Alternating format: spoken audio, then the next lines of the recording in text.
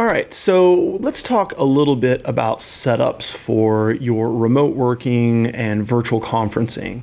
I get asked all the time by people, what are you using? Because your video and your audio certainly look a lot better than mine. And it's one of those things that I really care about because I sit in about 25 hours of conference calls a week. And truthfully, when the audio is terrible from the person presenting on the other side, it really just gives me fatigue. I think now people are calling it Zoom fatigue. But whatever the client is, Skype, Zoom, Google Hangouts, etc., they can all be fairly tiring if the sound quality is really bad. And audio quality matters, especially if people are showing you things on camera, but audio quality is one of those things that really can mess with our ears after so much time.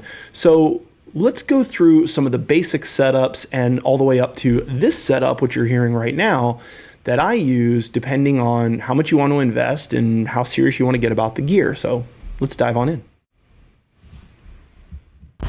Okay, so first up, the default, the easy one, the laziest one, the MacBook Pro webcam and microphone that's built into your laptop.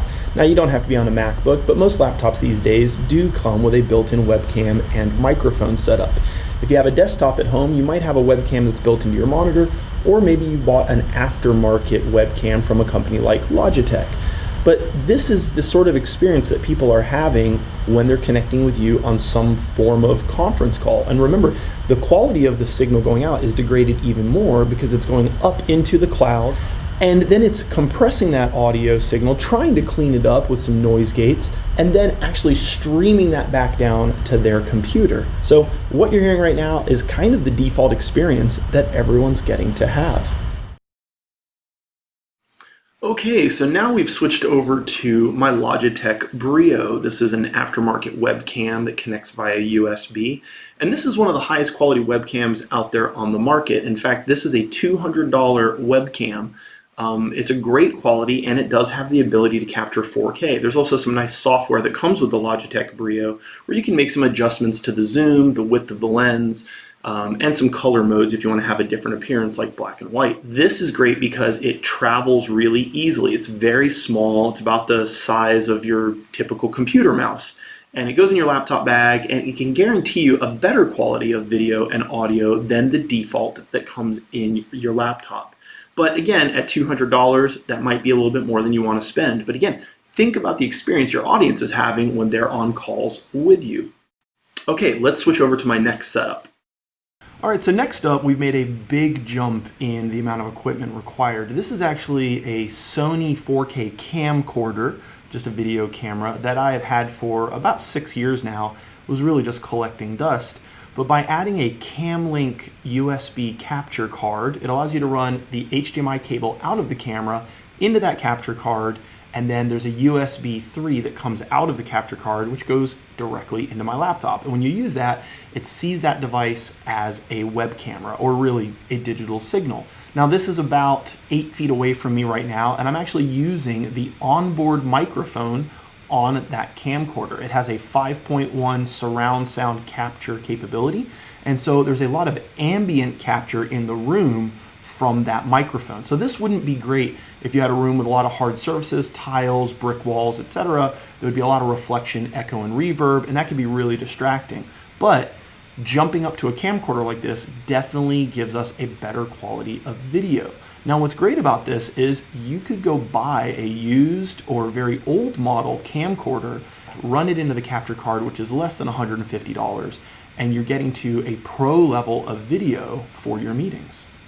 Okay, so now we're moving on to the next one to compare with, and we're going to continue using the Sony camcorder, but this time we're going to use a different mic source as the input so that you can compare the quality. Now, one thing you might notice is the video clip when I was only using the Sony camcorder was very choppy, and my movement was very robotic. I looked like Max Headroom coming out of the late 80s.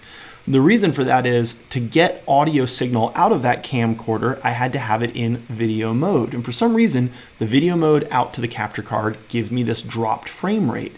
But as long as I'm in camera mode, you can see right now the video signal is very smooth. The negative of that is it's not going to let me use the microphone on the camcorder, which is why we have to use an extra microphone. So what are we using right now? Well, I am using a USB mic by Blue. You can see the example of that here.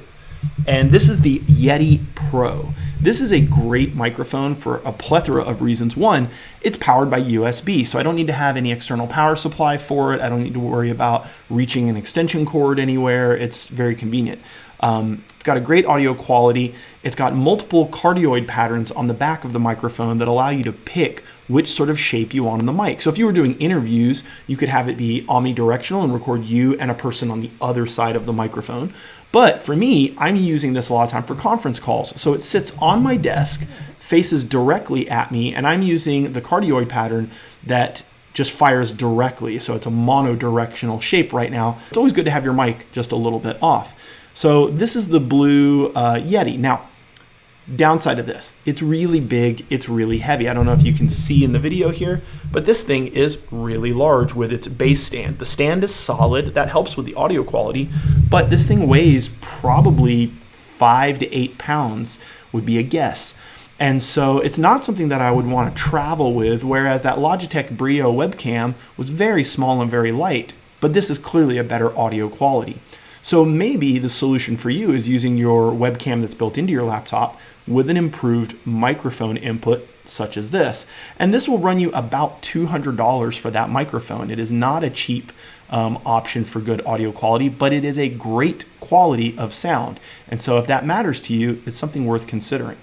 All right, one last one to check out, and then I'll let you guys decide which one you think is best. Okay, so last up here is going to be my shotgun microphone setup. Now, a shotgun microphone, if you don't know what they are, it's those very long, skinny ones. You usually see them using when they're making movies. They often have them on a boom pole hanging over the scene where the actors are performing. I have mine on a little tripod plate down here on my desk, and this is a shotgun mic head into a Zoom field recorder. And I like the shotgun mic because it is very, very monodirectional. You'll even tell if I actually move off the frame a little bit here, how the audio quality changes very quickly. So the fall off is very, very fast. But this gives me a low footprint on my desk compared to the Yeti Blue microphone that we saw a second ago, and I still get a really good audio quality. And by having that aggressive monodirectional pattern on the microphone, it cancels out a lot of reflection around the mic. Now, these can be as low priced as around $80, but you would need an interface to be able to connect it to your laptop, and those can run about another $80 for a decent one. This one is all built in with the Zoom recorder, so for a Zoom H6N with the shotgun mic head, you're going to spend about $325. But this also allows me to take it on the road. It's about a quarter of the weight of the Yeti, and it's something that gives me a little bit more versatility because I can add 4 other microphones to that if I was doing a conference meeting and I wanted to be able to mic everybody up. If you didn't need that level of modularity, they actually sell a Zoom field recorder that is about $125 that you can also use as an interface and microphone. So something to think about if you're just looking to upgrade audio quality for your meetings. All right, well, that covers just about everything. Which one did you guys like the best? Which one did you think made the most sense? What drives you crazy in your conference calls? And if you're looking for any questions answered, drop me a comment, let me know, send me a message, Mark Heaps at Life by Pixels on all social media, and I will do what I can to help you guys out.